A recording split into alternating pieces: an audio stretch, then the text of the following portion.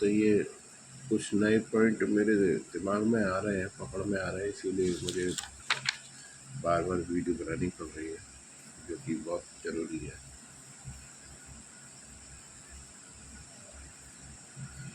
तो सबसे पहले तो मेरी मम्मी पे जो हमला किया गया है 2018 में, वो एक इरादतन हमला था। इस बात के और भी बहुत प्रमाण मैंने दिए हैं, जो स्वयं हालातों पर निर्भर है, स्वयं सिद्ध भी है।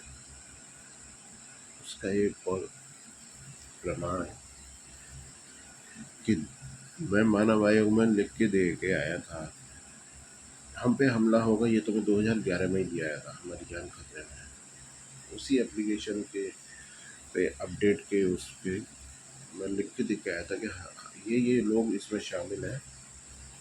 मेरी भी क्योंकि उसमें रिसर्च चल रही थी, तो ये लोग उसमें शामिल हैं, और अगर हम पे हमला हुआ तो ये लोग इसके जिम्मेदार होंगे। इसमें सक्सेना, देवराज, ये सब होंगी। तो इसके बावजूद भी सिर्फ जांच रिपोर्टों ने ये किया, जितने भी जांच करने वाले थे उन्होंने सिर्फ उसे दबाया, सिर्फ इस चीज़ को, और दबा के कुछ भी क्या किया है, एक का यहाँ कोई एक्सप्लेन करने का या मुझे पता चले इसका कोई मतलब नहीं है। जो भी किया उन्होंने सिर्फ दबाने के लिए किया ना, दबाया और हमला फिर भी कराया, जिद पे हमला कराया। उन्होंने जिद पे हमला कराया कि मारना तो है ही है। तो उन्होंने ये जो धमकी दी थी, पहले माँ मरेगी फिर बेटा मरेगा और दिया जलाने वाला नहीं बचेगा, उसने इस बात को सिद्ध किया है। जिद धमकी के जिद, हम मारेंगे ही तुम्हें, है ना। तो उसने जिद पे मारा है, मारने का प्रयास किया है 2018 में। तो उसी जिद से प्रमाणित होता है कि हमला इरादतन था। कहने के बाद भी तुमने क्या करा क्या नहीं करा, हमला तो हुआ ना। पैरालिसिस हो गया, ब्रेन हेमरेज हुआ, फिर पैरालिसिस हुआ उससे, है ना। ये तो हुआ ना, क्या से मतलब नहीं है, वो तो तुम्हारी बदमाशी के प्रमाण है ना, जो तुमने करे, सब पहले से करे, और हमले के समय जो करे, हमले के बाद जो करे, वो सब तुम्हारे बदमाशी के, गैंगस्टर होने के प्रमाण है, देशद्रोही होने के प्रमाण है वो तो। और आज तक जो लिखा गया है इन जांच रिपोर्टों में अपराधी गैंगस्टर के पक्ष में, वो भी इसी की जिद के प्रमाण है, बदमाशी के। आज तक जो लिखा गया है, क्योंकि ये प्रमाणित है ना। तो उससे जिद पे हमला किया, मेरी मम्मी पे जिद पे, ये इरादतन हमले के प्रमाण है ना। और उसे धमकी को प्रमाणित किया है। तो जब इरादतन हमला उसने किया है और जिद पे किया, किसी मतलब वो सब बदमाशी है से, मेरी मम्मी को तो हमला इससे प्रमाणित हो गया। अब इसमें 2018 से पहले के जितने भी हैं, उन्हें तो हमला कराने के लिए दबाया भी है और हमला कराया भी है। अब 2018 से लेके आज तक जितने भी हैं जिन्होंने कलम चलाई है, उसके निर्दोष होने के लिए, है ना, वो सब अपराधी हैं। वो सब अपराधी है, एक जिसमें SDM भी है, DM भी हो सकता है, कोई भी हो सकता है जिसने मुझे अरेस्ट किया, है ना। DM को दिखाया गया है ना, मैं क्या करूँ, जब कहा ये गया DM ने कराया तो DM दोषी है, मुझे क्या पता। तो जितने के पास ये केस गया वो सब अपराधी हैं। तुम सब लोग ये कहते हो कि हम जांच करेंगे, भैया तुम्हारा कोई वो नहीं है, हम करेंगे, हम करके देंगे, हम करेंगे, सब कुछ हम करेंगे। तो ये भोसड़ी के पॉइंट कहाँ चले गए? तो क्या करते हो तुम, मारते हो भोसड़ी के तुम क्या करते रहे 2018 से, और 2018 से पहले वाले क्या करते रहे, है ना। तुम सब एक ही हो, लेकिन क्या करते रहे, झक मारते हो। ये सब तुम्हारी जिद के प्रमाण, गैंगस्टर होने के प्रमाण है।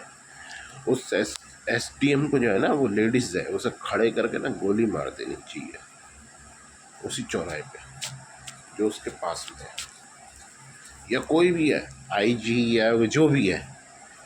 ये हरामजादे इस लायक नहीं है कि उन कुर्सियों को तोड़ेंगे। बहुत महंगी बनती है भैया कुर्सी, पता नहीं कितने की बनती है, मुझे नहीं पता।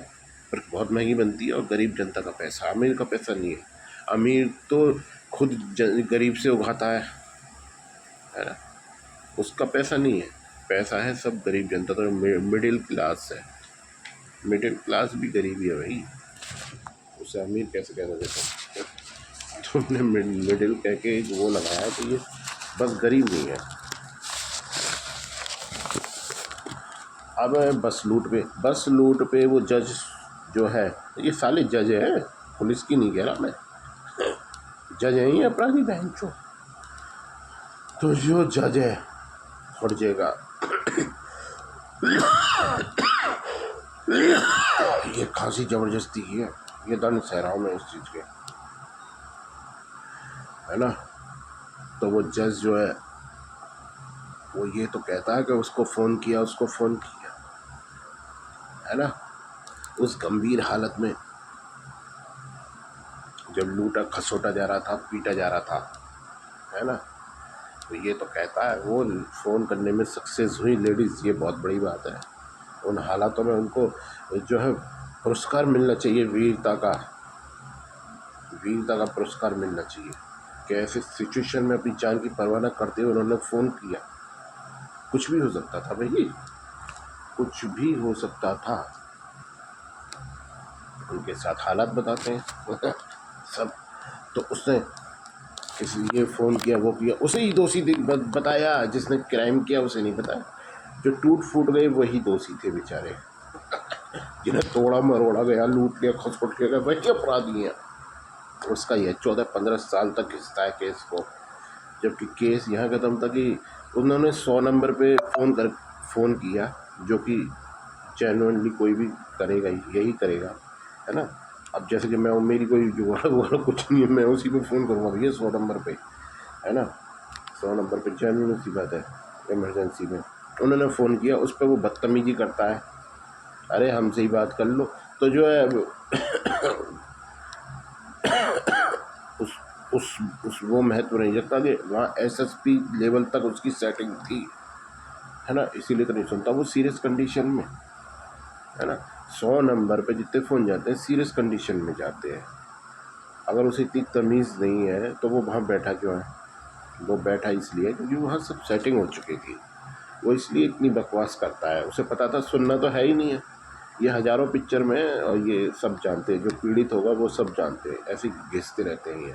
तो उसने उस पर ध्यान नहीं दिया। उस पर ध्यान क्यों नहीं दिया?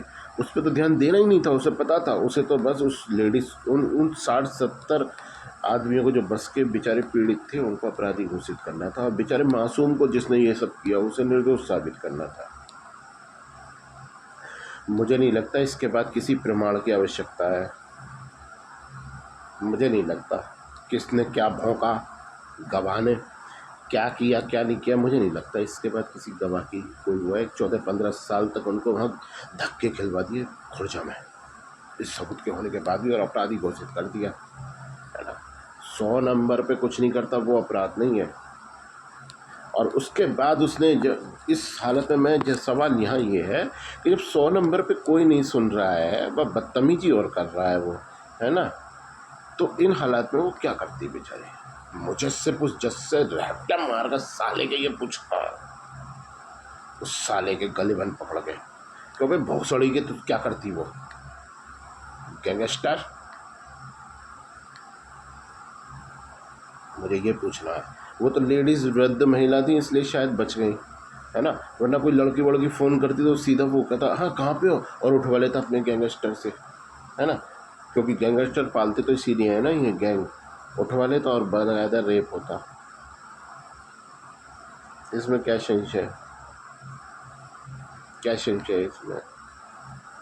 जाओ संसद में ले जाके बैठो, बकवास करो, पता लगेगा क्या संशय है। जाओ इसी बात पे, सिर्फ इस पॉइंट पे कि 100 नंबर पे फ़ोन करके वो अपनी जिम्मेदारी, जो एक नेचुरली कोई भी उस काम को करेगा, उन्होंने वही किया, है ना, और वहाँ सुनता नहीं है तो वो क्या करती बेचारी। बल्कि मैं तो कह रहा हूँ, अगर वो, मैं तो ये कह रहा हूँ कि अगर सीएम या पीएम के पास डायरेक्ट फ़ोन करने की सुविधा होती, वो सीएम या पीएम को फ़ोन कर देती, तो क्या वो भी अपराधी होते? उन हालात पे जब 100 नंबर पे नहीं सुनना तो क्या करें, है ना? क्या करें इन हालात में? अरे इन हालात में तो अपनी जान बचाने के लिए लोग किसी को भी कॉल करते हैं। उससे तो बेचारी ने 100 नंबर पे किया, 100 नंबर पे, और वो खुद कह रही है, मतलब तुम खुद कह रहे हो कि उसकी जान पहचान थी किसी पुलिस वाले से, बड़े पुलिस वाले से, उसके बाद भी वो 100 नंबर पे फ़ोन करके अपनी जिम्मेदारी निभा रही है ईमानदारी से। वो चाहती वहीं डायरेक्ट फ़ोन करती, जो कि नेचुरली कोई भी करता ही है, क्योंकि सब जानते हैं 100 नंबर पे कोई नहीं पता, अगर जुगाड़ है, अगर तुम्हारी वो है तो वो कोई भी फ़ोन करेगा, वो कुछ भी करेगा, उससे वो सब नहीं है। उसे 100 नंबर पे फ़ोन किया, 100 नंबर पे थके हुए नकारों पे, देशद्रोहियों पे फ़ोन किया, नकारों पे देशद्रोहियों पे फ़ोन किया, देशद्रोहियों पे फ़ोन करके उसे इनाम पा लिया। अब फिर जो है क्या हुआ वो तो सब जानते हैं, सब जानते हैं। बहरहाल इस रिपोर्ट का मूल ये है, वो मैं कह चुका कितना भी खोद लो, कि तुम्हें पिटना छिदना चाहिए था, खुद को लुटवा के और वहाँ से चले आना चाहिए था। इस रिपोर्ट का कहने का मतलब सिर्फ इतना है, उन्हें अपराधी घोषित करने का मतलब ये है ना, पीड़ितों को। तो हर हाल में अपराधी जो है पीड़ित ही हुआ वहाँ में। उसने 100 नंबर में फ़ोन किया, इससे साबित हो रहा है कि वो जो है इरादतन तो नहीं आए थे उसे फंसाने को, मासूम को, बेचारे को। इरादतन तो नहीं आए थे, इरादतन होते तो वो जो जुगाड़ होती वहाँ फ़ोन करते। किसके पेट में दर्द है इतना कि वो ये कहना चाहता है कि अरे तुमने अपराध कर दिया भाई फ़ोन करके? किसके पेट में दर्द है?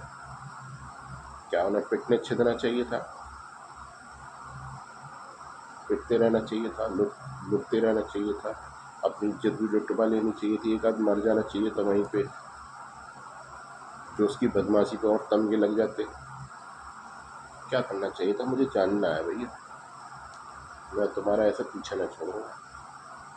अब 12 तारीख को, आज 12 तारीख है, आज 12 तारीख को भी मेरी श्वेता कैद में है, सीरियस कैद है। इसका जवाब देना पड़ जाएगा बहुत अच्छे तरीके से कि क्यों कैद में है।